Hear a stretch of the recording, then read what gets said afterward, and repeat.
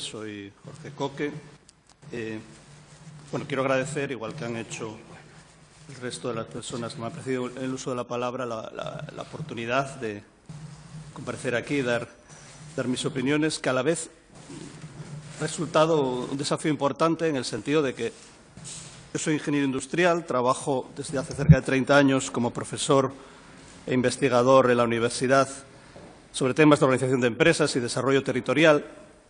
Y, por tanto, insisto en la palabra desafío, el lenguaje y la lógica jurídicas no me son muy próximos a mi campo de trabajo. Algunas de las consideraciones que voy a compartir igual están fuera de lugar. Yo abordé este desafío pensando que, haciendo un pequeño truco, de que este es un trabajo que me ha presentado uno de mis alumnos y alumnas y voy a ver qué nota le pongo.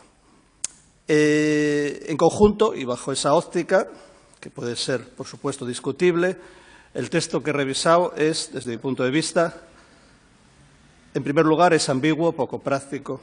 En segundo lugar, adolece de un enfoque sesgado, excesivamente centrado en el emprendimiento individual. Y, en tercer lugar, está mal estructurado. Voy a intentar fundamentar estas tres ideas, eje del resto de mi exposición, con ejemplos y detalles que, como soy el último que habla, pues la mayor parte de los cuales ya han salido, el resto de las personas que han hablado antes que yo. Decía que, en primer lugar, es ambiguo, es poco práctico. Quiero decir que noto faltar un establecimiento previo de vías de ejecución, que aquí se esbozan, creo, muy pobremente, vías que deberían orientar el subsiguiente reglamento de desarrollo de esta ley. Pareciera que la exposición de motivos de la primera página se extiende a las otras 7. Decía que, en segundo lugar, encuentro un enfoque sesgado, excesivamente centrado en los denominados autónomos, a los que se hace referencia casi exclusivamente o al menos de forma muy desproporcionada, lo que encuentro discutible por varias razones. En primer lugar, porque se genera confusión entre un régimen de la seguridad social y un modelo de empresa, el emprendimiento o autoempleo individual, cuando existen formas legales de emprendimiento colectivo donde los emprendedores, las emprendedoras, pueden estar adscritos al régimen general de la seguridad social, como es el caso de las cooperativas. Con relación a esto último, el emprendimiento o autoempleo colectivo, y más allá de las formas, la economía social queda reducida a varias alusiones vacías. ¿Por qué esa ponderación del caballero andante solitario cuando muchos estudios muestran las ventajas comparativas de la economía social como motor de desarrollo territorial? ¿O se está hablando solo de competitividad económica, como rezan las últimas palabras del título de la proposición de ley, en vez del más amplio desarrollo humano que propugna una organización tan poco sospechosa de subversiva como la ONU? Encuentro, pues, un enfoque reduccionista.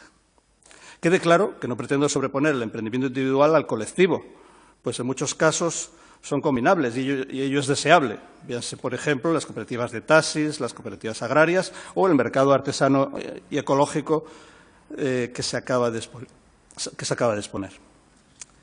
¿Por qué se limita, sin embargo, la cooperación a la que haya entre grandes empresas y sus pymes dependientes, subrayo sus y subrayo dependientes en la exposición de motivos, cuando, desde mi punto de vista, eso no es cooperación al no ser una relación entre iguales?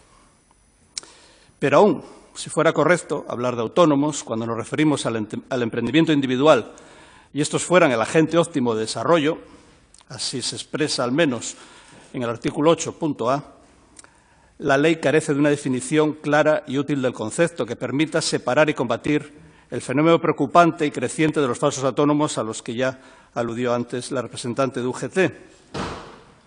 Falsos autónomos que, huelga decirlo, nada tienen que ver con el emprendimiento por falta de libertad. Desde luego, nada se dice de esto.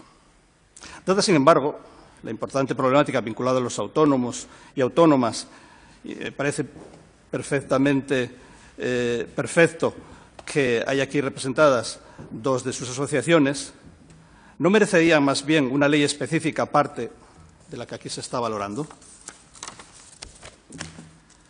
Decía que, en tercer lugar, encuentro el documento mal organizado. pues se vuelve una y otra vez a los mismos temas, sin aterrizar suficientemente en ninguno de ellos, ni articularlos en un todo sistémico. Y aquí, me perdonan, me puede mi cabeza cuadrada de ingeniero. Por ejemplo, al final del artículo 1 se sugiere un enfoque de ciclo de vida, que luego se limita prácticamente a solo algunas fases de ese ciclo de vida. Aprovecho para decir que el típico ciclo de vida de cualquier empresa pues empezaría en la fase de gestación, que es cuando se crean las condiciones para que la gente emprenda, sola o en equipo. Habría una segunda fase, que es la de nacimiento, que es cuando se crea la empresa. Una tercera fase, que es lo que algunos autores han dado a llamar la juventud, la infancia-juventud, que sería pues, cuando ya sale al mercado, se asienta como puede, y habría una tercera fase que puede y debería ser muy prolongada, que es la fase de desarrollo, consolidación, diversificación y, en su caso, no necesariamente internacionalización, aunque algunas empresas parten ya de la internacionalización. Dicho esto, aquí veo alguna cosa por ahí suelta sobre gestación, en los artículos 9, 10 y 11, bastante sobre nacimiento, en el artículo 13, y algo, madurez, cuando en el artículo 24, entre otras cosas, se habla de internacionalización. Falta mucho más, en todas las fases, pero especialmente en la gestación y en la fase intermedia de juventud, los primeros años de funcionamiento, asentamiento, como decía. Por ejemplo, no sé, espacios adecuados en alquiler o alquiler con opción a compra para este tipo de empresarios, cuya problemática es muy diferente a la que tenían en el momento de crear la empresa o después, cuando ya el éxito les impulsa a irse por otro camino.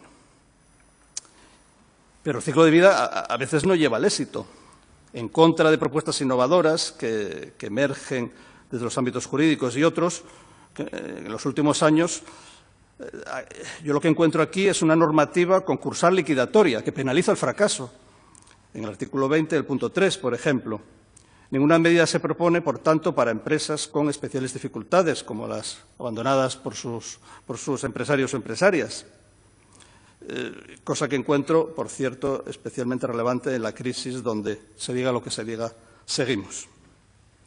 ¿Dónde están las vías para facilitar la eventual recuperación por todos o una parte de los miembros de la plantilla de esas empresas? Que históricamente, por cierto, es lo que dio lugar a ASATA, la asociación que hablaba en uno de los primeros puestos. O las empresas de inserción social, que podría encontrarse algo sobre ello cuando se habla de colectivos de especiales dificultades en cuanto a empleabilidad. Digo que mala organización, desorden, un totum revolutum.